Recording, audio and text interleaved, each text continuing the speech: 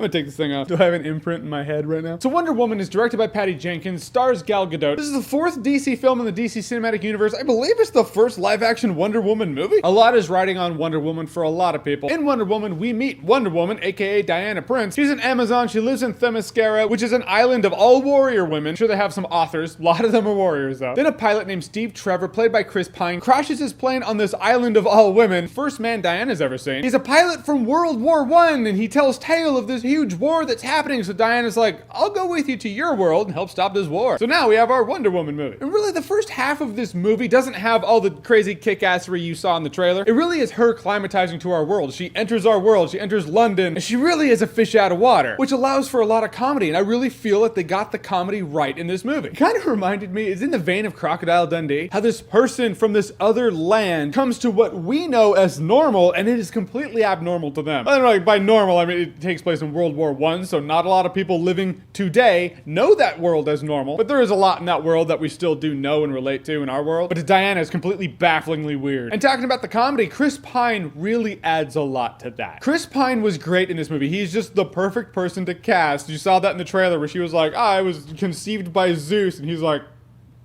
well, that's neat. That timing that he has completely plays in this movie and plays well. I feel like Chris Pine, even though he's been James T. Kirk, is a completely underrated talent with great timing and delivery. Now, Gal Gadot as Wonder Woman, credit where credit's due. When I heard she was Wonder Woman, I was like, they got a model to be Wonder Woman.